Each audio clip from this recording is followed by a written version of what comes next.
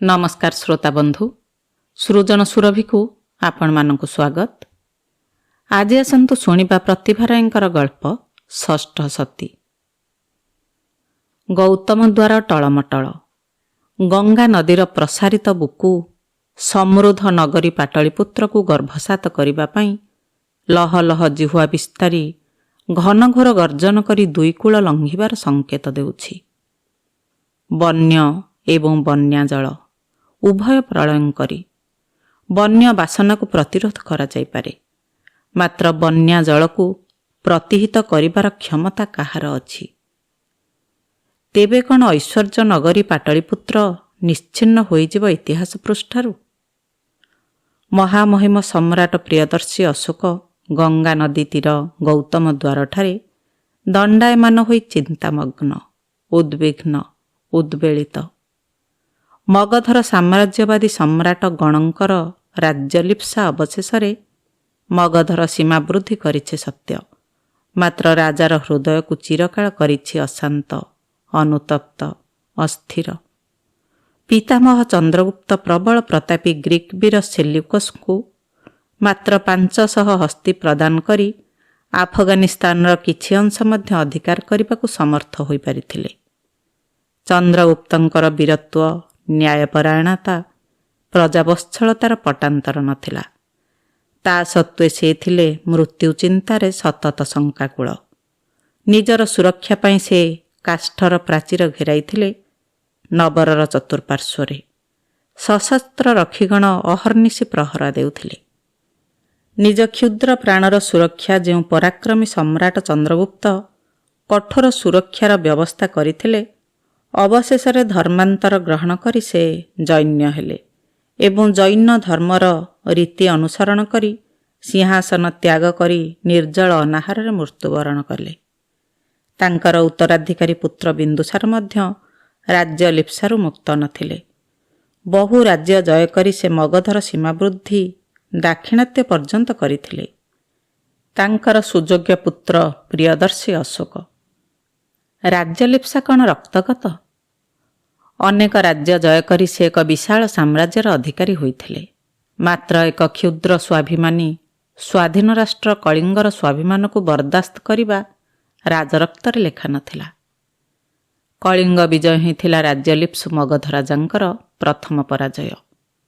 युद्ध विध्वस्त कलिंगर ध्वंस स्तूप मध्यरे 1 लाख कलिंग वीरंकर मृतदेह उपरे 1.5 लाख रक्ताक्त आहत कलिंग बंदींकर आर्तचित्कार भितरे से विजय पताका उड़ाइबा परिवर्ते धर्मांतर ग्रहण कले। तथागतंकर अहिंसा, सत्य, धर्म एवं करुणार बाणी तांकर अनुतप्त हृदय को प्रकृत विजयर वार्ता छुणाइला। प्रियदर्शी अशोक उपलब्धि कले, धर्म द्वारा ही अलौकिक कार्य संभव, अस्त्र द्वारा नुहे। धर्मर जय ही प्रकृत जय, अस्त्रर जय जय नुहे। आज अस्त्र द्वारा गंगा नदीर उताल उर्मिमाला को प्रतिहित करिबार शक्ति प्रबल पराक्रमी मगध सेनांकर नाही। अस्त्र द्वारा धौलीगिरीर टांगर भूईरे रक्तर नदी प्रवाहित कराई पारिथिले सम्राट अशोक। अथच अस्त्र द्वारा गंगा नदीर जल को उजाणी बुहाई पारिबा संभव नुहे। तेबे कण पाटलिपुत्र हेब जलमग्न? प्रियदर्शी अशोक असहाय भाव ठिया होई स्मरण करुथिले पिता बिंदुसारंकठारु बारंबार शुणिथिबा तथागतंकर सतर्कवाणी। दिने तथागत गंगा नदी तटरे दंडायमान होई पाटलिपुत्रर ऐश्वर्य तथा कर्मरत श्रमगत नागरिकंकु लक्ष्य करी भविष्यवाणी करिथिले। मने हुए पाटलिपुत्रर कर्मरत नागरिकगण एक दिव्य शक्तिर इंगितरे पाटलिपुत्रर उन्नति कल्पे श्रमदान करी चलिछंती। एही नगरी दिने समृद्धिर चरमरे पहुंचिब ओ बहु जनसमागम एठाकु हेब। मात्र 3 प्रकार विपद पाटलिपुत्रर भाग्य आकाश को सर्वदा आच्छन्न करी रखिब। ताहा हेला अग्नि, जल एवं गृहयुद्ध। सेदिन मध्य गंगा नदी कूलप्लाविनी होइथिला। तथागत नदी पार करी अपर पार्श्व को जिबार कथा। गंगा नदीर उपकूलवर्ती बासिंदागण तथागतंकर दर्शन निमंते ଗଙ୍ଗା ତଟକୁ ଲୋକାରଣ୍ୟ କରିଥିଲେ। ତଥାଗତଙ୍କ ପାଦରେ ଭକ୍ତି ନିବେଦନ କରି ତଥାଗତଙ୍କୁ ନିଜ ନିଜ ନୌକାରେ ଗଙ୍ଗା ପାର କରାଇ ଦେବା ପାଇଁ ଆକୁଳ ନିମନ୍ତ୍ରଣ ଜଣାଇଥିଲେ। ପ୍ରତ୍ୟେକଟି ନୌକା ଥିଲା କାରୁକାର୍ଯ୍ୟ ଏବଂ ନିର୍ମାଣ କୌଶଳରେ ଏକୁ ଆରେକ ବଳି। ପ୍ରତ୍ୟେକ ନୌକାର ମାଲିକ ଗୌତମଙ୍କୁ ଗଙ୍ଗା ପାର କରାଇ ଦେବା ପାଇଁ ଉତ୍ସୁକତା ପ୍ରଦର୍ଶନ କରିବାରେ ମଧ୍ୟ ଜଣେ ଜଣଙ୍କଠୁ ଉର୍ଦ୍ଧ୍ୱରେ ଥିଲେ। ତଥାଗତ କାହାର ଅନୁରୋଧ ରଖିବେ, କାହାକୁ ବା ନିରାଶ କରିବେ? ପଶୁ ପକ୍ଷୀ ମନୁଷ୍ୟ ଉଦ୍ଭିଦ ଜଡ଼ ନିର୍ବେଦ ଯାହା ଦୃଷ୍ଟିରେ ସମାନ, ତାଙ୍କ ପାଖରେ କାହା ପ୍ରତି ପକ୍ଷପାତ ହେବାର ନୁହେଁ। କିନ୍ତୁ ତାଙ୍କୁ ଜଣକ ନୌକାରେ ହିଁ ଯିବାକୁ ପଡ଼ିବ। ଅନ୍ୟମାନେ ଅପ୍ରସ୍ତୁତ ହେବେ। କାହାକୁ ଦୁଃଖ ବା ଅପମାନ ଦେବାର କଠୋରତା ତଥାଗତଙ୍କଠାରେ ନାହିଁ। କ'ଣ କରାଯିବ? ନଦୀ ପାର କରିବାକୁ ହେବ, ଅଥଚ କାହାରି ପ୍ରତି ପକ୍ଷପାତ ହେବ ନାହିଁ। ମଣିଷର ସାଧ୍ୟାତୀତ ତଥାଗତଙ୍କର ଦିବ୍ୟଜ୍ଞାନ ଏବଂ ଧର୍ମବଳ ଏଠାରେ ସମସ୍ତ ପାର୍ଥିବତାକୁ ପ୍ରତିହିତ କରି ଅଲୌକିକ ଶକ୍ତି ବିସ୍ତାରୀ ଗଙ୍ଗା ନଦୀର ଉତ୍ତୁଙ୍ଗ ବୁକୁକୁ ଜଡ଼ କଠିନ କରିଦେଲା। ତଥାଗତଙ୍କ ପାଇଁ ନଦୀ ବକ୍ଷ ହୋଇଗଲା ସ୍ତବ୍ଧ, ନିଶ୍ଚଳ, ସ୍ଥିର। ତଥାଗତ ନଦୀ ଜଳ ଉପର ଦେଇ ନିର୍ଭୟରେ ନଦୀ ପାର ହେଉଥିବା ସମୟରେ ଗଙ୍ଗା ନଦୀ ସ୍ତବ୍ଧ ହୋଇ ଲକ୍ଷ୍ୟ କରୁଥିଲା ତଥାଗତଙ୍କର ଅଲୌକିକ ଶକ୍ତିକୁ। ତଥାଗତ ଅପର ପାର୍ଶ୍ୱରେ ପହଞ୍ଚିବା ପରେ ଗଙ୍ଗା ନଦୀର ଜଳ ପୁଣି ହୋଇଗଲା ଉତ୍ତାଳ, ଉତ୍ତୁଙ୍ଗ, ଅସ୍ଥିର। ଧର୍ମ, ଆଧ୍ୟାତ୍ମିକତା ଏବଂ ସତ୍ୟ ବଳରେ ଅଲୌକିକ ଶକ୍ତି ଦ୍ୱାରା ପାର୍ଥିବ ବିପର୍ଯ୍ୟୟକୁ ଏଡ଼ାଇ ଦିଆଯାଇପାରେ। ଏହା ହିଁ ଥିଲା ତଥାଗତଙ୍କର ଜଳ ଭ୍ରମଣର ସନ୍ଦେଶ। ଆଜି ପ୍ରିୟଦର୍ଶୀ ଅଶୋକ ତଥାଗତଙ୍କର କରୁଣା ଭିକ୍ଷା କରୁଛନ୍ତି। ଯେତେବେଳେ ପାର୍ଥିବ ଶକ୍ତି ହାର ମାନେ, ତାହା ହିଁ ଆରାଧନାର ଦିବ୍ୟ ମୁହୂର୍ତ୍ତ। ସେହି ମୁହୂର୍ତ୍ତରେ ପାଟଳୀପୁତ୍ରର ସମସ୍ତ ଦ୍ୱାର ଉନ୍ମୁକ୍ତ ହୋଇଗଲା। ଭୟାର୍ତ୍ତ ଗୃହୀ ଗଙ୍ଗା ନଦୀର ତାଣ୍ଡବ ଲୀଳାକୁ ଅପେକ୍ଷା କରି ଇଷ୍ଟଦେବଙ୍କୁ ସ୍ମରଣ କରୁଥିଲେ। ଶିଶୁର କୋମଳ ଅଧର ମାତୃସ୍ତନରେ ସ୍ଥିର ହୋଇଗଲା। ଜନନୀ ବକ୍ଷରୁ ଅମୃତଝର ସ୍ତବ୍ଧ ହୋଇଗଲା। ସମୟ ଯେପରି ସ୍ତବ୍ଧ ହୋଇ ଅପେକ୍ଷା କରିଥିଲା ପ୍ରଳୟର ସେହି ମହାର୍ଘ ମୁହୂର୍ତ୍ତକୁ।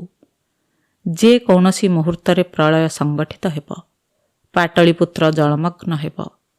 ଶ୍ରେଷ୍ଠୀ ସୌଦାଗର ପୂଜକ ପୁରୋହିତ ସାଧୁ ଶ୍ରମଣ ସୈନିକ ବଣିକ ଆବାଳ ବୃଦ୍ଧ ବନିତା ନିଜ ନିଜର କର୍ତ୍ତବ୍ୟ କୁଳରୀତି କୁଳବୃତ୍ତି ଛାଡ଼ି ଅପେକ୍ଷା କରିଛନ୍ତି ଅନ୍ତିମ ଲଗ୍ନକୁ।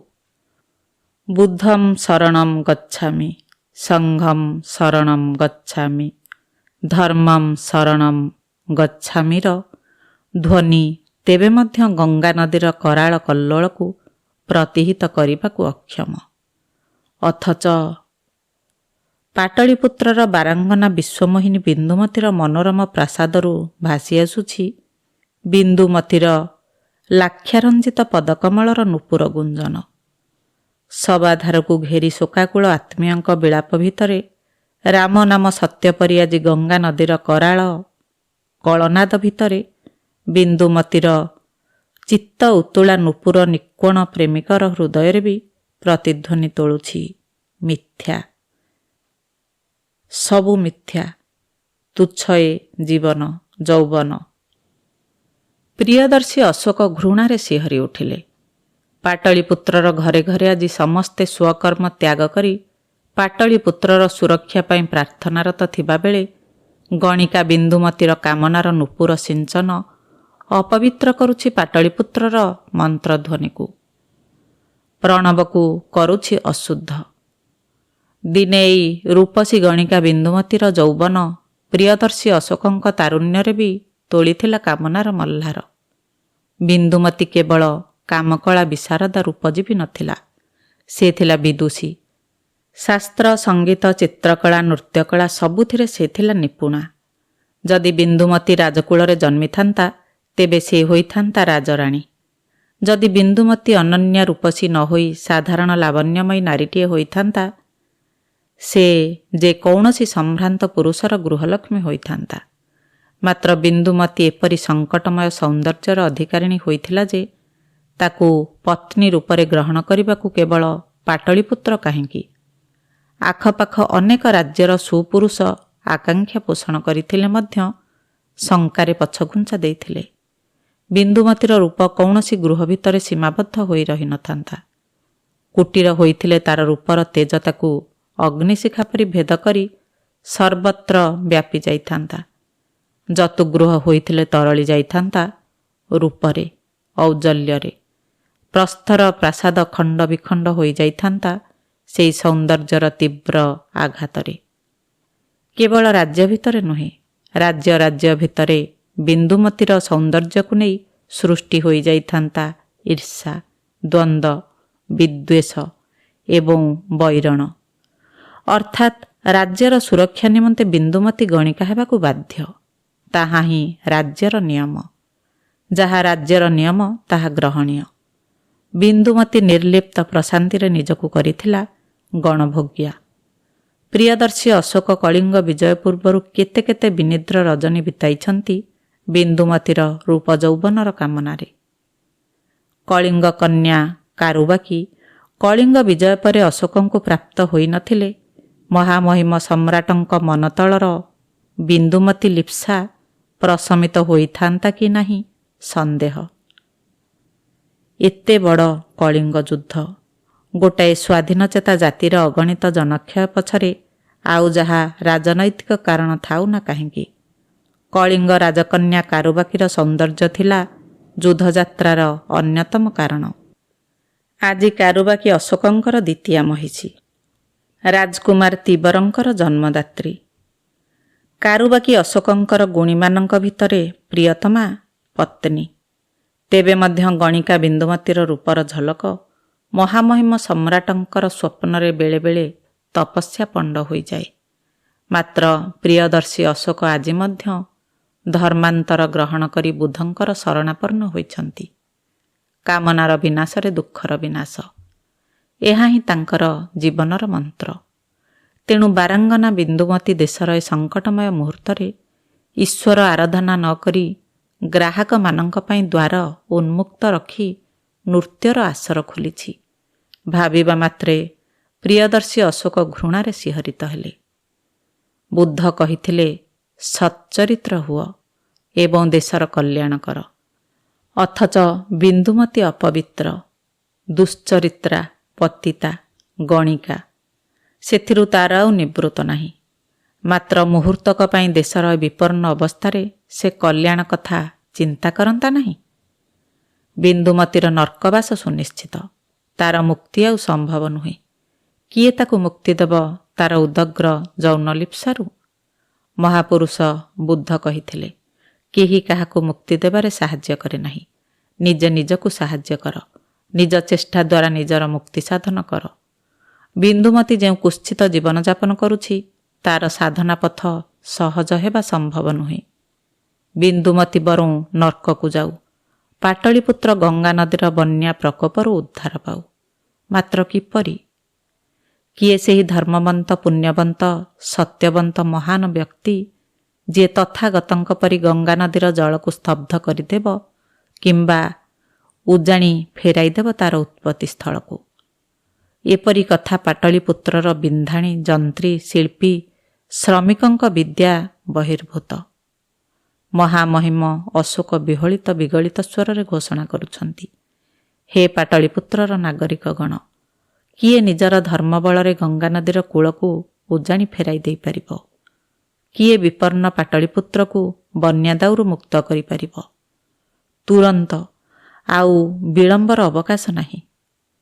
ସାଧୁ, ସନ୍ଥ, ଶ୍ରମିକ, ପୁରୋହିତ, ଦାତା, ମାତା, ସତୀସ୍ୱାଧୀ ନାରୀ, ଗୁରୁ, ଶିଷ୍ୟା ସମସ୍ତେ ସ୍ତବ୍ଧ, ନୀରବ, ଅନୁତ୍ତର। ତଥାଗତ ବୁଦ୍ଧଙ୍କୁ ଛାଡ଼ିଦେଲେ ଏପରି ଧର୍ମବଳ ଆଉ କାହାର କାହିଁ? ସେଦିନ ପରି ଆଜି ପୁନର୍ବାର କିଏ ଗୌତମ ଦ୍ୱାରରୁ ଗଙ୍ଗାର ଉତ୍ତୁଙ୍ଗ ତରଙ୍ଗକୁ ଫେରାଇଦେବ ଉଜାଣି? ଧୀରେ ଧୀରେ ସମସ୍ତେ ଛତ୍ରଭଙ୍ଗ ଦେଲେଣି। ପ୍ରିୟଦର୍ଶୀ ଅଶୋକ ଅସହାୟ ଭାବରେ ଗଙ୍ଗା ନଦୀ ତୀରରେ ଦଣ୍ଡାୟମାନ। ରାଜ୍ୟକୁ ରକ୍ଷା କରିବା ରାଜାର ଧର୍ମ। ଅଶୋକ ବୁଦ୍ଧଙ୍କର ଶରଣାପନ୍ନ ହେଲେ ମଧ୍ୟ ତାଙ୍କର ସେପରି ଧର୍ମବଳ ନାହିଁ, ଯାହାଫଳରେ ସେ ରାଜାର ଧର୍ମ ରକ୍ଷା କରି ପାଟଳୀପୁତ୍ରକୁ ବିପଦମୁକ୍ତ କରିପାରିବେ। ଯଦି ଗଙ୍ଗା ନଦୀ ଆଜି ପାଟଳିପୁତ୍ରକୁ ଗ୍ରାସ କରିବା ପାଇଁ ବଦ୍ଧପରିକର, ତେବେ ରାଜା ହିଁ ହେବେ ପ୍ରଥମ ଅର୍ଘ୍ୟ। ଜଳ କଲ୍ଲୋଳକୁ ଏକଲୟରେ ଚାହିଁ ପ୍ରାର୍ଥନାରତ ପ୍ରିୟଦର୍ଶୀ କରାଳ କଲ୍ଲୋଳର କ୍ଷୀଣ ବିରତିକୁ ଅତିକ୍ରମ କରି ନିକଟ ହୋଇଆସୁଛି ଲୀଳାୟିତ ପଦପାଦର ମୃତ୍ୟୁ ନୂପୁର ନିକ୍ୱଣ। କିଏ ଏ ନୂପୁର ଧ୍ୱନି? ଏପରି ଛନ୍ଦ ଲୟ ତାଳ ପାଦପତ୍ତରେ ଏପରି ମାଧୁର୍ଯ୍ୟ କେବଳ ହିଁ ବିନ୍ଦୁମତୀର ହୋଇପାରେ। ମାତ୍ର ଗଣିକା ବିନ୍ଦୁମତୀ ଏଠାରେ କାହିଁକି?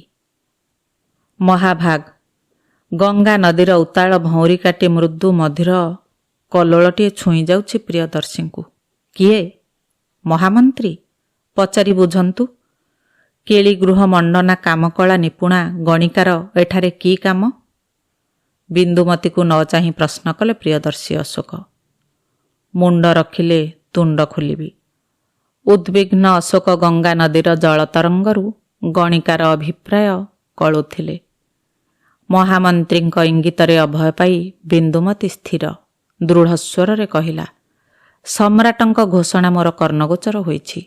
ପାଟଳିପୁତ୍ରର ସୁରକ୍ଷା ପାଇଁ ସମ୍ରାଟଙ୍କର ଉଦ୍ବେଗ ମୁଁ ହୃଦୟଙ୍ଗମ କରିପାରୁଛି। ସମ୍ରାଟ ଅନୁମତି ଦେଲେ ମୁଁ ମୋର ଗଣିକା ଜୀବନର ସଞ୍ଚିତ ଧର୍ମ ବଳରେ ଗଙ୍ଗା ନଦୀର ଉତ୍ତୁଙ୍ଗ ଉର୍ମିମାଳାକୁ ଉଜାଣି ବୁହାଇ ଦେଇପାରିବି ବୋଲି ମୋର ଆତ୍ମା କହୁଛି। ଚକିତ ଉତ୍ତେଜିତ ସମ୍ରାଟ ଅଶୋକ ପବିତ୍ର ଗଙ୍ଗା ଜଳରୁ ଦୃଷ୍ଟି ଫେରାଇ ତୀବ୍ର କଠୋର କଣ୍ଠରେ ଚାହିଁଲେ ଗଣିକା ବିନ୍ଦୁମତୀର ଉର୍ମିଳ ଅପୁତ କଳୁଷ ଅଙ୍ଗଲତାକୁ। ବିନ୍ଦୁମତୀର ଧର୍ମବଳରେ ନୁହେଁ, ସମ୍ଭବତଃ ରୂପ ଯୌବନର ବନ୍ୟା ପ୍ଲାବନରେ ଗଙ୍ଗାଜଳ ଲଜ୍ଜା ପାଇ ଉଜାଣି ବହିପାରେ। ସ୍ୱର୍ଣ୍ଣକୁମ୍ଭ କାମ୍ୟର ମେଘଡମ୍ବରୀ ବିନ୍ଦୁମତୀର ସ୍ୱର୍ଣ୍ଣାଭ କ୍ଷୀଣାଙ୍ଗରେ ଘନ ମେଘରେ କ୍ଷଣପ୍ରଭାର ଭ୍ରମ ଜନ୍ମଉଛି। ଉନ୍ନତ ବକ୍ଷ କୋରକର ମଧ୍ୟଭାଗରେ ରତ୍ନହାର ରତିକ୍ଲାନ୍ତ ସର୍ପ ପରି ସ୍ଥିର, ଅଥଚ ସ୍ପର୍ଶ କରୁଛି ନବନୀତ ନାଭିକମଳକୁ। କ୍ଷୀଣ କଟିର ମେଖଳା ବ୍ୟଥା ଦେଉଛି କି କୋମଳାଙ୍ଗୀକୁ? ଗୁରୁ ନିତମ୍ବର ଆଡ଼ମ୍ବର ତାପସୀ ହୃଦୟରେ ତାଣ୍ଡବର ଧ୍ୱନି ସୃଷ୍ଟି କରୁଛି। ଉନ୍ମୁକ୍ତ ଦୁଇ ମୃଣାଳ ବାହୁର ସ୍ୱର୍ଣ୍ଣ କେଉରକୁ କେଉଁ ରାଜର୍ଷି ବା ଈର୍ଷା ନ କରିବ?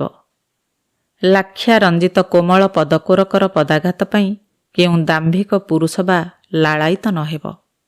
ସୁବାସିତ ତାମ୍ବୁଳ ରଞ୍ଜିତ ରକ୍ତିମ ଅଧରର ମୃଦୁ କମ୍ପନ ହୃଦୟରେ ସୃଷ୍ଟି କରୁଛି କମ୍ପନ। ଶିବ ଧନୁ ପରି ବଙ୍କିମ ଭ୍ରୁଯୁଗଳରେ ସରାହତ ହେବେ ପୃଥିବୀର ତାପସ ମଣ୍ଡଳୀ। ମଦାଳସାର ମଦମତ ଚକ୍ଷୁ ଯୁଗଳରେ ସତ୍ୟ ତ୍ରେତା ଦ୍ୱାପର ଯୁଗର ଆଦିମ ଆହ୍ୱାନ। ପ୍ରିୟଦର୍ଶୀ ଅଶୋକ ପ୍ରକୃତିସ୍ଥ ହେବା ପାଇଁ ଅଟହାସ୍ୟ କରିବାକୁ ବାଧ୍ୟ ହେଲେ। ରୁକ୍ଷ କଠୋର କଣ୍ଠରେ କହିଲେ, ଗୋଟାଏ ଘୃଣିତ ଜୀବନର ପୁଣି ସଞ୍ଚିତ ଧର୍ମବଳ? ମହାମନ୍ତ୍ରୀ, ଅଯଥା କଥାରେ ସମୟ ବ୍ୟୟ କରିବାର ମାନସିକତା ଏବଂ ସମୟ ଏବେ ନାହିଁ ବୋଲି ଆପଣ କ'ଣ ଜାଣନ୍ତି ନାହିଁ? ବିନ୍ଦୁମତୀ ଅଗ୍ନି ପରି ଜଳୁଛି। କ୍ରୋଧରେ ନୁହେଁ, ସୌନ୍ଦର୍ଯ୍ୟର ଆଭାରେ ସ୍ଥିର ଶାନ୍ତ ସ୍ୱରରେ କହିଲା, ମହାରାଜ, ଯଦି ମୋର ଧର୍ମ ବଳରେ ମୁଁ ଗଙ୍ଗା ନଦୀର କୂଳକୁ ଉଜାଣି ଫେରାଇ ନ ଦିଏ, ତେବେ ମୋର ଶାସ୍ତି ହେବ ମୁଣ୍ଡ କାଟ। ମୁଁ ପ୍ରତିଜ୍ଞା କରୁଛି। ଅହିଂସା ପରମଧର୍ମ ଏ ରାଜ୍ୟର ନୀତି। ରକ୍ତପାତକୁ ପ୍ରିୟଦର୍ଶୀ ଅଶୋକ ଘୃଣା କରନ୍ତି। ମହାମନ୍ତ୍ରୀ ଉତ୍ତର ଦେଲେ, ତେବେ ମହାରାଜ, ମୁଁ ଯଦି ପାଟଳିପୁତ୍ରକୁ ରକ୍ଷା କରିବାରେ ବିଫଳ ହୁଏ, ଜାଣିବି ମୋର ଧର୍ମବଳ ନାହିଁ। ଗଙ୍ଗା ନଦୀର ଏହି ଉତ୍ତାଳ ଜଳରାଶିରେ ଶରୀର ବିସର୍ଜନ କରି ମୋର ପାପୀ ଜୀବନର ପ୍ରାୟଶ୍ଚିତ କରିବି। ବିନ୍ଦୁମତୀର ଦୃଢ଼ୋକ୍ତି। ଅବଜ୍ଞାରେ ଦୃଷ୍ଟି ଫେରାଇ ନେଲେ ପ୍ରିୟଦର୍ଶୀ ଅଶୋକ। କହିଲେ, କାହାରି ଜୀବନ ମୃତ୍ୟୁ ଏବଂ ଇଚ୍ଛା ଉପରେ ରାଜାର ଅଧିକାର ନାହିଁ, ଯଦି ତାହା ସମାଜର ବାଧକ ନ ହୁଏ। ମୁଁ ତେବେ ପ୍ରସ୍ତୁତ ମହାରାଜ। ପାଟଳିପୁତ୍ରକୁ ଏ ବିପଦରୁ ରକ୍ଷା କରିବାର ସୁଯୋଗ ଦେଇ ମୋର ଜୀବନକୁ ଧନ୍ୟ କରିଛନ୍ତି ଆପଣ। ମୁଁ କୃତଜ୍ଞ। ବିନ୍ଦୁମତୀର ବିନମ୍ର ପ୍ରଣିପାତର ଶୈଳୀ ମଧ୍ୟ ମଦମତ କରିଦିଏ ପୁରୁଷ ହୃଦୟକୁ। ଏ ପୁଣି ଧର୍ମ ବଳରେ ଉଜାଣି ଗଙ୍ଗା ବୁହାଇବ। ହୁଏତ ଗଣିକା ଜୀବନର ବିଭତ୍ସ କାମକ୍ରୀଡ଼ା ବିଦୁଷୀ ବିନ୍ଦୁମତୀର ମସ୍ତିଷ୍କ ବିକୃତିର କାରଣ ହୋଇଛି। ପ୍ରିୟଦର୍ଶୀଙ୍କର ତଥାଗତ ପ୍ରାଣ ହୃଦୟ ଗଣିକାର ଦୁରାବସ୍ଥାରେ ସମ୍ବେଦନଶୀଳ ହୋଇ ଉଠିଲା। ସହସା ବିନ୍ଦୁମତୀର ପରିଚାରିକା ନୀଳନୟନା ଉପସ୍ଥିତ ହେଲା। ସେ ସନ୍ଦେଶ ଆଣିଛି। ଜଣେ କାମାତୁର ଶୂଦ୍ର ଯୁବକ ବିନ୍ଦୁମତୀର ଦ୍ୱାରରେ ଉପସ୍ଥିତ। ବିନ୍ଦୁମତୀର ମୂଲ୍ୟ ଦେବା ପାଇଁ ସେ ଅକ୍ଷମ ଏବଂ ଅଯୋଗ୍ୟ ଜାଣି ମଧ୍ୟ ସେ ଆଜି ବିନ୍ଦୁମତୀର ପ୍ରଣୟ ପ୍ରାର୍ଥୀ। ଗଙ୍ଗା ନଦୀ ଆଉ କେତୋଟି ଘଣ୍ଟା ଭିତରେ ପାଟଳୀପୁତ୍ରକୁ ଗ୍ରାସ କରିବ। ବିନ୍ଦୁମତୀର ଅଙ୍ଗଲାଭ କରିବାର ଅପୂର୍ଣ୍ଣ କାମନା ନେଇ ଯୁବକଟି ମୃତ୍ୟୁବରଣ କଲେ ତାର ମୋକ୍ଷ ହେବ ନାହିଁ। ତେଣୁ ଆଜି ସୃଷ୍ଟି ପ୍ରଳୟର ପୂର୍ବ ମୁହୂର୍ତ୍ତରେ ସେ ବିନ୍ଦୁମତୀକୁ ସମ୍ଭୋଗ କରିବାକୁ ଉପସ୍ଥିତ। କେବଳ ସେ ନୁହେଁ, ଅନେକ ରାଜପୁତ୍ର, ଶ୍ରେଷ୍ଠୀ, ବଣିକ, ଆଜନ୍ମ ବ୍ରହ୍ମଚାରୀ ଆଜି ମୃତ୍ୟୁ ପୂର୍ବରୁ ଜୀବନର ଅପୂର୍ଣ୍ଣ ବାସନା ପୂର୍ଣ୍ଣ କରିବା ପାଇଁ ବିନ୍ଦୁମତୀର କେଳିକୁଞ୍ଜରେ ଉପସ୍ଥିତ ହେଲେଣି। ସେମାନଙ୍କୁ ଫେରାଇ ଦେବ ନା ନାହିଁ ତାହା ହିଁ ନୀଳନୟନା ଜାଣିବାକୁ ଧାଇଁ ଆସିଛି। ବିନ୍ଦୁମତୀ ନିର୍ଲିପ୍ତ ଭାବରେ ପ୍ରଶ୍ନ କଲା, କିଏ ଆଗ ଆସିଛନ୍ତି? ଶୂଦ୍ର ଯୁବକ ନା ଦ୍ୱିଜ ବ୍ରହ୍ମଚାରୀ କିମ୍ବା ରାଜପୁତ୍ର? ଶୂଦ୍ର ଯୁବକ। ତେବେ ତାଙ୍କୁ ହିଁ ପ୍ରଥମେ କେଳି ମନ୍ଦିରକୁ ସାଦରେ ପାଛୋଟି ନିଅ। ତାଙ୍କ ମନୋରଞ୍ଜନର ଆୟୋଜନରେ ଯେପରି ତ୍ରୁଟି ନ ହୁଏ। ପ୍ରଥମେ ମୁଁ ତାଙ୍କୁ ହିଁ ସଙ୍ଗଦାନ କରିବି। ଅନ୍ୟମାନଙ୍କୁ ମଧ୍ୟ କ୍ରମ ଅନୁଯାୟୀ ଅପେକ୍ଷା ଗୃହରେ ବସାଅ ଏବଂ ଆତିଥ୍ୟରେ ଆପ୍ୟାୟିତ କର। ଏତିକି କହି ବିନ୍ଦୁମତୀ ଗଙ୍ଗାନଦୀ ଏବଂ ସମ୍ରାଟ ପ୍ରିୟଦର୍ଶୀଙ୍କୁ ଉପେକ୍ଷା କରି ଚଞ୍ଚଳ ପଦପାତରେ କେଳିଗୃହ ଅଭିମୁଖରେ ଅଗ୍ରସର ହେଲା ଏବଂ କହିଲା, ମୋର ପ୍ରତିଜ୍ଞା ମୁଁ ଅଚିରେ ପାଳନ କରିବି ମହାରାଜ। ଆପଣ ପାଟଳୀପୁତ୍ର ସମ୍ବନ୍ଧରେ ନିଶ୍ଚିନ୍ତ ରୁହନ୍ତୁ ଏବଂ ଦୟାକରି ବିଶ୍ରାମ କରନ୍ତୁ। ଘୃଣା ଏବଂ ବିସ୍ମୟରେ ପ୍ରିୟଦର୍ଶୀ ଅଶୋକ ବାରାଙ୍ଗନାର ଗତିପଥକୁ ଚାହିଁ ରହି ସ୍ୱର୍ଗତୋକ୍ତି କଲେ। ହାୟରେ ଅଭାଗିନୀ ନାରୀ, ହାୟ ପାଟଳୀପୁତ୍ର, ଆଜି ତୁମ ଦୁହିଁଙ୍କର ଅନ୍ତିମ ଦିବସ ଉପସ୍ଥିତ। ମୁଁ ନାଚାର। 80 ଧାରରେ ନରମୁଣ୍ଡ ସଂହାର କରିବାର କ୍ଷମତା ମୋର ଅଛି। ମାତ୍ର 80 ଧାରରେ ଉର୍ମିମାଳାର ସଂହାର କରିବା ମୋ କ୍ଷମତାର ବାହାରେ। 80ର ଶକ୍ତି କେଡ଼େ ଅସହାୟ କରିଦିଏ ଦାମ୍ଭିକ ସମ୍ରାଟଙ୍କୁ। ପ୍ରିୟଦର୍ଶୀ ଅନ୍ତଃପୁରକୁ ଫେରି ଯାଉଥିଲେ। ପ୍ରାଣପ୍ରିୟା ରାଣୀ କାରୁବାକି ଉଦ୍ବିଗ୍ନ ହେବେଣି। ଯଦି ମୃତ୍ୟୁ ଆସିବ ତେବେ କଳିଙ୍ଗ ପ୍ରିୟା କାରୁବାକିଙ୍କ ଆଲିଙ୍ଗନ ଭିତରେ ନୁହେଁ କାହିଁକି? ବିନ୍ଦୁମତୀର ପ୍ରମୋଦ କକ୍ଷରେ ଗବାକ୍ଷ ଦେଇ ଭାସି ଆସୁଥିଲା ସୁବାସିତ ଅତର ଢେଉରେ କଳକଳ ମୃଦୁ ପ୍ରେମାଳପ। ଉପସ୍ଥିତ ମୃତ୍ୟୁ ଯେଉଁଠି କାମନା ବାସନାକୁ ପ୍ରତିହିତ କରେ ନାହିଁ, ସେଠି ପୁଣି ସତ୍ୟ, ଧର୍ମ, ପୁଣ୍ୟ। ଅନ୍ତଃପୁର ତେବେ ବି ଅନେକ ଦୂର, କାରୁବାକି ତେବେ ବି ଦୃଷ୍ଟିପଥରୁ ଦୂରରେ। ଘୋର ଘର୍ଘର ଜଳନାଦରେ ପାଟଳୀପୁତ୍ର ଆତଙ୍କରେ ସ୍ତବ୍ଧ ହୋଇଗଲା। ହୁଏତ ଗଙ୍ଗା ନଦୀ କୂଳ ଲଙ୍ଘି ମାଡ଼ି ଆସୁଛି କରାଳ ବାହୁ ବିସ୍ତାରୀ ଘର୍ଘର ନାଦରେ। ଆଉ ମାତ୍ର କେତୋଟି କ୍ଷଣରେ ସବୁ ନିଶ୍ଚିନ୍ନ ହୋଇଯିବ।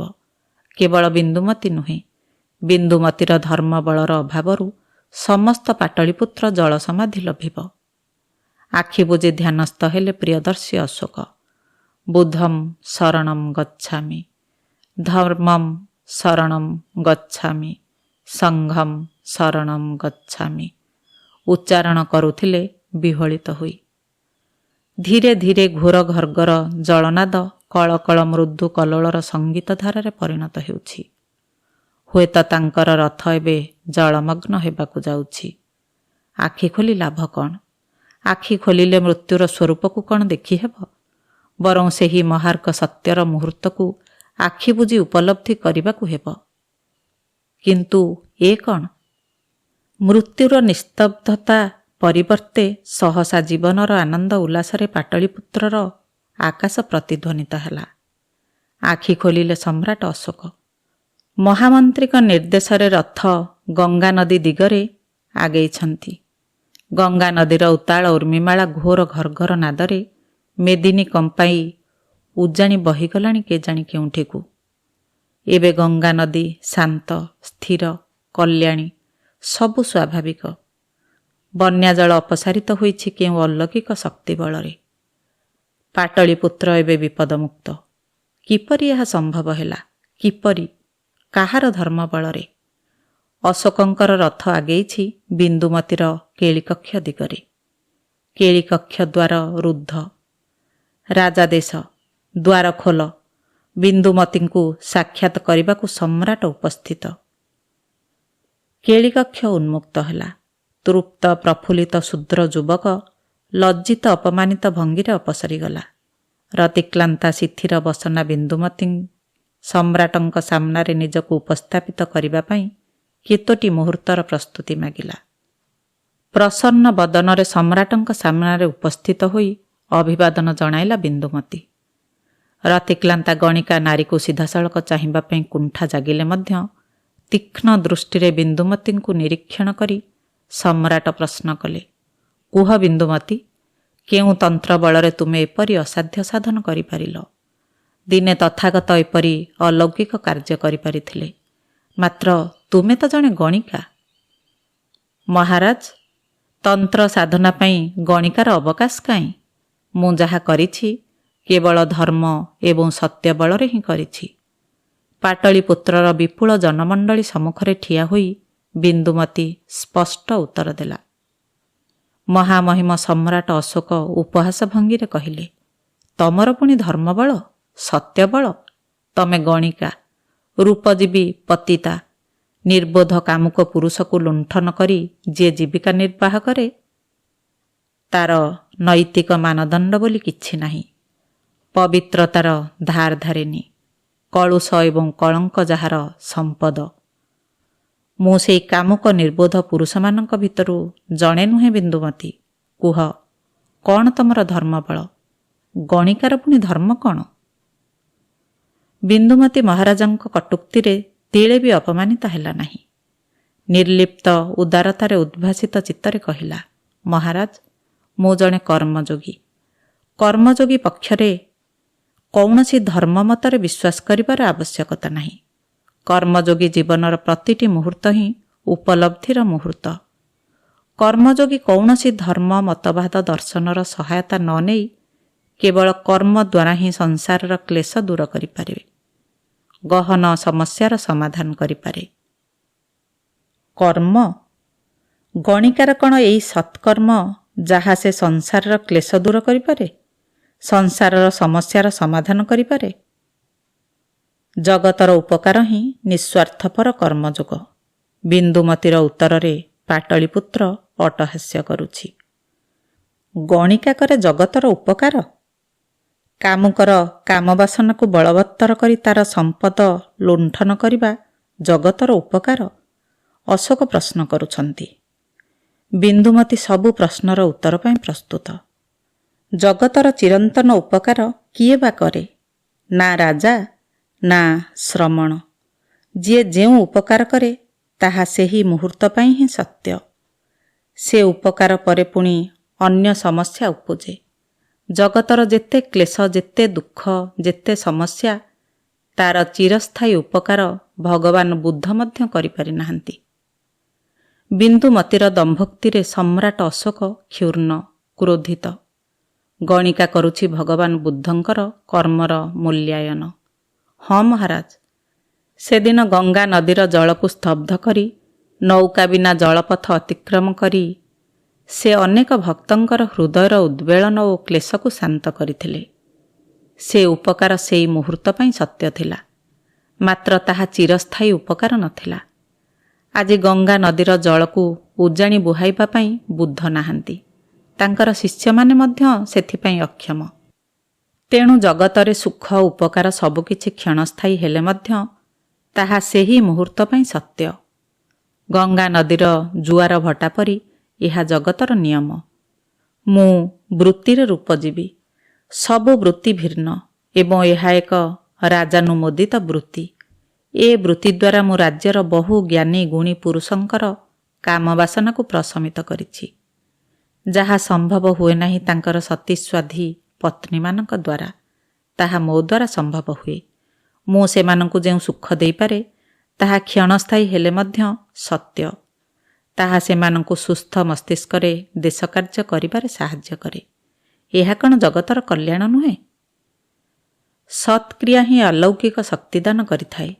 କିନ୍ତୁ ତମେ ବ୍ୟଭିଚାରିଣୀ, ବହୁ ପୁରୁଷଙ୍କ ସହ ରତିକ୍ରିୟାକୁ କ'ଣ ତମେ ସତ୍କ୍ରିୟା କହିବାକୁ ସ୍ପର୍ଦ୍ଧା କର? ନିଷ୍କାମ କର୍ମ, ନିଷ୍କାମ ପରୋପକାର ହିଁ ସତ୍କ୍ରିୟା।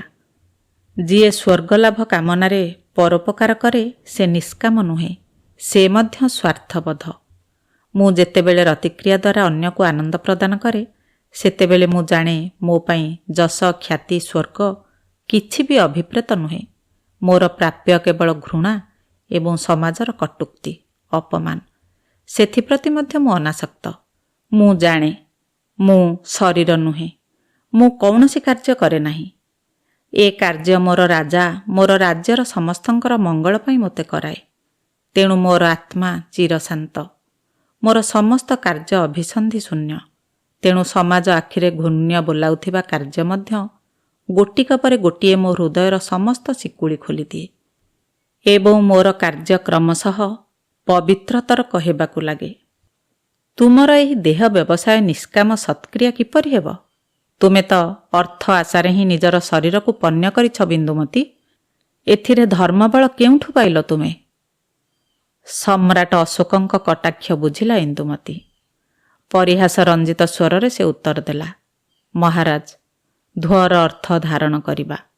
ସହନଶୀଳତା, ଦୟା, କ୍ଷମା ଇତ୍ୟାଦି ଶୁଦ୍ଧ ମାନବୀୟ ଗୁଣଗୁଡ଼ିକୁ ଧାରଣ କରିବା ହେଉଛି ମାନବୀୟ ଧର୍ମ। ଶରୀର ରକ୍ଷା ହେଉଛି ମଣିଷର ପ୍ରଥମ ଜୀବଧର୍ମ। ସେଇ ଧର୍ମ ରକ୍ଷା କରି ମୁଁ ଅର୍ଥୀର ଅର୍ଥ ଗ୍ରହଣ କରେ। ବ୍ୟଭିଚାର କରିବାକୁ ସେମାନେ ଆସନ୍ତି, କାରଣ ସେମାନେ ଗୃହସ୍ଥ। ଗଣିକାଳୟକୁ ଯିବା ସେମାନଙ୍କର ଧର୍ମ ନୁହେଁ। ସେମାନେ ନିଜ ନିଜର ଧର୍ମ ନାଶ କରୁଥିବା ସ୍ଥଳେ ମୁଁ ମୋର ଧର୍ମ ସମ୍ପାଦନ କରିବାରେ ହେଳା କରିନଥାଏ। ପୁଣି ନିନ୍ଦା, ଅପବାଦ, ଘୃଣା ପ୍ରତି ମୁଁ ସହନଶୀଳା। ଯେଉଁମାନେ ରାତ୍ରିର ଅନ୍ଧକାରରେ ମୋ ଶରୀରରୁ ସୁଖ ଲୁଟି ନେଇ ଦିବାଲୋକରେ ମୋତେ ଘୃଣା କରନ୍ତି, ମୁଁ ସେମାନଙ୍କୁ କ୍ଷମା କରିଦିଏ ଏବଂ ପୁନର୍ବାର ସେମାନଙ୍କୁ ଶ୍ରଦ୍ଧା ସହକାରେ ସ୍ୱାଗତ ଜଣାଏ।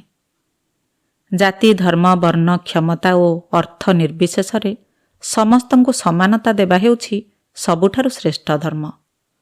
ମହାପୁରୁଷ ବୁଦ୍ଧ ହିଁ ଜାତିପ୍ରଥାକୁ ଘୃଣା କରି ସମାନତାର ବାର୍ତ୍ତା ପ୍ରଚାର କରିଥିଲେ। ମୃତ୍ୟୁ ପୂର୍ବରୁ ସେ ଶୂଦ୍ର ଘରେ ହିଁ ଅନ୍ତିମ ଆହାର କରିଥିଲେ। ବ୍ରାହ୍ମଣ, କ୍ଷତ୍ରିୟ, ବୈଶ୍ୟ, ଶୂଦ୍ର, ରାଜା, ପ୍ରଜା ଯେ କେହି ମୋର ଶରୀର ଭିକ୍ଷା କରନ୍ତି, ମୋ ଦୃଷ୍ଟିରେ ସମସ୍ତେ ନିର୍ଭେଦ।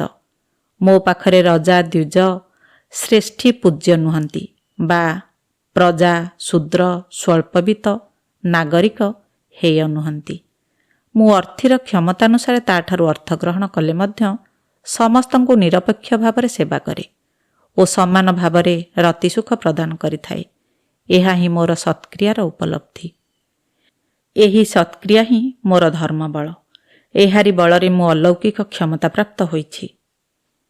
ସ୍ତବ୍ଧ ଜନତା ଷଷ୍ଠ ସତୀ ଗଣିକା ବିନ୍ଦୁମତୀର ସତ୍କ୍ରିୟା ଓ ଧର୍ମବଳର ଗଭୀରତା ମାପୁଥିଲେ। ସମ୍ରାଟ କ'ଣ ହାରିଯାଉଛନ୍ତି ଏକ ଗଣିକା ନିକଟରେ? ସମ୍ରାଟ ପୁନଶ୍ଚ ପ୍ରଶ୍ନ କଲେ, କିନ୍ତୁ ଯେଉଁ ସମୟରେ ରାଜ୍ୟ ବିପନ୍ନ, ସମସ୍ତେ ପ୍ରାର୍ଥନାରତ, ତୁମେ କାମାତୁରମାନଙ୍କର କାମବାସନାକୁ ଚରିତାର୍ଥ କରୁଥିଲ, ଏହା କି ପ୍ରକାରର ଧର୍ମ? ବିନ୍ଦୁମତୀ ପ୍ରଶାନ୍ତ ଚିତ୍ତରେ ଉତ୍ତର ଦେଲେ, ମହାଭାଗ, ଯେପରି ଶବ୍ଦ ଓ ଜୀବକୁ ପୃଥକ କରାଯାଇ ନପାରେ, ସେହିପରି ସତ୍କ୍ରିୟା ଏବଂ ଈଶ୍ୱରଙ୍କୁ ପୃଥକ କରାଯାଇ ନପାରେ।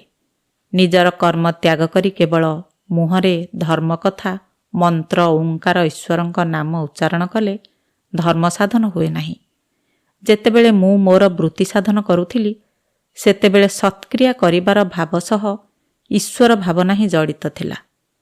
ତେଣୁ ତାହା ହିଁ ଥିଲା ମୋ ପାଇଁ ଦେବାର୍ଚ୍ଚନା। କର୍ତ୍ତବ୍ୟ ଓ କର୍ମକୁ ବାଦ ଦେଇ ଈଶ୍ୱର କାହାନ୍ତି? ପ୍ରାର୍ଥନାର ଅର୍ଥ କ'ଣ କର୍ମହୀନ ସୁଖଶାସ୍ତ୍ର? ବିନ୍ଦୁମତୀଙ୍କର ଅପୂର୍ବ ସାହସିକତା, ଅଦ୍ଭୁତ ସତ୍କ୍ରିୟା, ବିଚକ୍ଷଣ ପ୍ରଜ୍ଞା ଓ ବୁଦ୍ଧିମତାରେ ମୁଗ୍ଧ ସମ୍ରାଟ ଅଶୋକ ସମ୍ବେଦନଶୀଳ ହୃଦୟ ନେଇ ଚିନ୍ତା କଲେ। ବୃତ୍ତିରେ ରୂପଜୀବୀ ହେଲେ ମଧ୍ୟ ସତ୍କ୍ରିୟା ସମ୍ପନ୍ନ କରୁଥିବା ଏହି ଗଣିକା ସାଧ୍ୱୀଟିର ମୁଖ୍ୟର ପଥ ସେ ଖୋଲିଦେବେ। ଏହା ହିଁ ହେବ ସମ୍ରାଟ ଭାବରେ ବିନ୍ଦୁମତୀର ସତ୍କ୍ରିୟା ଜନିତ ପୁରସ୍କାର। ସମ୍ରାଟ ଅଶୋକ ଶ୍ରଦ୍ଧାରଞ୍ଜିତ ସ୍ୱରରେ କହିଲେ, ବିନ୍ଦୁମତୀ, ତମେ ଧନ୍ୟ। ତମର ମୋକ୍ଷର ପଥ ମୁଁ ଉନ୍ମୁକ୍ତ କରିବାକୁ ଚାହେଁ। ତୁମ ପୂର୍ବରୁ ବହୁ ଗଣିକା ଦେବଭୂମି ଭାରତ ମାଟିରେ ଧର୍ମାନ୍ତର ଗ୍ରହଣ କରି କଳୁଷମୁକ୍ତ ହୋଇଛନ୍ତି, ବିଭୁ କରୁଣା ଲାଭ କରିଛନ୍ତି ସମାଜର ଶ୍ରଦ୍ଧା ଓ ସମ୍ମାନ ଲାଭ କରିଛନ୍ତି। ମହାଭାରତର ପିଙ୍ଗଳା ବେଶ୍ୟା ଏବଂ ଗଣିକା ଆମ୍ରପଲ୍ଲୀର କଥା ତୁମକୁ ଅଜଣା ନୁହେଁ।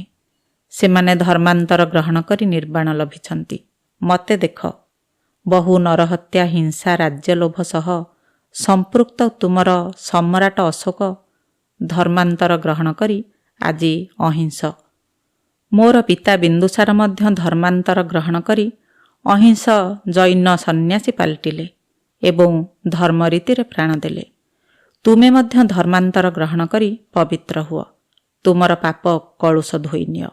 ମୁଁ ତୁମକୁ ଭିକ୍ଷୁଣୀ ସଂଘମୁକ୍ତ କରିବା ପାଇଁ ସଂଘର ଅନୁମତି ବ୍ୟବସ୍ଥା କରିବି। ଧର୍ମାନ୍ତର ଗ୍ରହଣ ପାଇଁ ଗୁରୁର ବ୍ୟବସ୍ଥା କରିବି। ଏହା ହିଁ ତୁମ ମହାନତାର ପୁରସ୍କାର ଓ ତୁମ ପାପର ପ୍ରକ୍ଷାଳନ ପନ୍ଥା ହେବ। ଗଣିକା ପ୍ରତି ସମ୍ରାଟଙ୍କର ଔବାର୍ଯ୍ୟରେ ଉଚ୍ଛ୍ୱସିତ ଜନତା ମହାମହିମ ସମ୍ରାଟ ଅଶୋକଙ୍କର ଜୟଗାନ କରୁଥିବା ବେଳେ ସମସ୍ତଙ୍କୁ ସ୍ତବ୍ଧ ଚକିତ କରି ବାରାଙ୍ଗନା ବିନ୍ଦୁମତୀ ଉଦାର ସ୍ୱରରେ ଘୋଷଣା କଲା, ମହାରାଜ, କର୍ତ୍ତବ୍ୟରେ ଅବହେଳା, ସ୍ୱକର୍ମରେ ଅମନୋଯୋଗିତା ଓ ତ୍ରୁଟି କରିବା ହିଁ ପାପ। ମୁଁ ତେଣୁ କିଛି ପାପ କରିନାହିଁ। ଏକ ପରମାତ୍ମାକୁ ହୃଦୟରେ ଧାରଣ କରି ମାନବ ଜାତିର ସେବା ଓ ରକ୍ଷା କରିବା ହେଉଛି ମଣିଷର ଏକମାତ୍ର ଧର୍ମ। ନିର୍ବିକାର, ନିରାକାର, ନିର୍ଗୁଣ, ନିରାଧାର ପରମାତ୍ମାକୁ ଯେଉଁମାନେ ବିଭିନ୍ନ ମତବାଦ ଓ ଦର୍ଶନ ଭିତରେ ବିକାରଯୁକ୍ତ, ଆକାରଯୁକ୍ତ, ଗୁଣଯୁକ୍ତ, ଆଧାରଯୁକ୍ତ କରନ୍ତି, ସେଇମାନେ ହିଁ ଧର୍ମାନ୍ତର ଗ୍ରହଣ କରି ଈଶ୍ୱରଙ୍କ ଅବମାନନା କରନ୍ତି ଏବଂ ଫଳସ୍ୱରୂପ ସମ୍ପ୍ରଦାୟବାଦ ସୃଷ୍ଟି କରନ୍ତି। ମୋ ମତରେ ଧର୍ମାନ୍ତର ଗ୍ରହଣ ହିଁ ପାପ, ମହାପାପ। ମହାଭାଗ, ମୋର ଧର୍ମାନ୍ତର ଗ୍ରହଣର କୌଣସି ଆବଶ୍ୟକତା ନାହିଁ। ଦୟାକରି ମୋତେ ମୋର ସତ୍କର୍ମ ଓ ଧର୍ମ ପଥରୁ ବିଚ୍ୟୁତ କରି ପାପ ଓ ଅଧର୍ମ ଭିତରକୁ ଟାଣନ୍ତୁ ନାହିଁ। ବିନ୍ଦୁମତୀ ପାଛୋଟି ନେଲେ ନବାଗତ ଶରୀର ପ୍ରାର୍ଥୀଙ୍କୁ ଏବଂ ସପ୍ରସନ୍ନ ଦ୍ୱାର ରୁଦ୍ଧ କଲେ। ମହାମହିମ ସମ୍ରାଟ ଧର୍ମାଶୋକ ଧର୍ମ, ସତ୍କ୍ରିୟା, ପାପ ଏବଂ ଈଶ୍ୱରଙ୍କ ସଂଜ୍ଞା ଖୋଜୁଥିଲେ। ପ୍ରାତଃ ସ୍ମରଣୀୟା ପଞ୍ଚସତୀ ଅହଲ୍ୟା, ଦ୍ରୌପଦୀ, ତାରା, କୁନ୍ତୀ ଓ ମନ୍ଦୋଦରୀଙ୍କ ନାମ ସହ ଷଷ୍ଠ ସତୀ ଭାବରେ ବିନ୍ଦୁମତୀଙ୍କ ନାମ ଆଗାମୀ ଶାସ୍ତ୍ରକାରମାନେ ଲେଖିବେ କି ନା, ତାହା ହିଁ ଚିନ୍ତା କରୁଥିଲେ। କଲ୍ୟାଣମୟୀ ଶାନ୍ତ ସଲୀଳା ଗଙ୍ଗା ନଦୀର ନିର୍ମଳ ବକ୍ଷରେ ଦୃଷ୍ଟି ନିବଦ୍ଧ କରି। ଶ୍ରୋତାବନ୍ଧୁ, ଗଳ୍ପଟି ଆପଣମାନଙ୍କୁ କିପରି ଲାଗିଲା ମତାମତ ଦ୍ୱାରା ଜଣାଇବେ। ରହୁଛି, ନମସ୍କାର।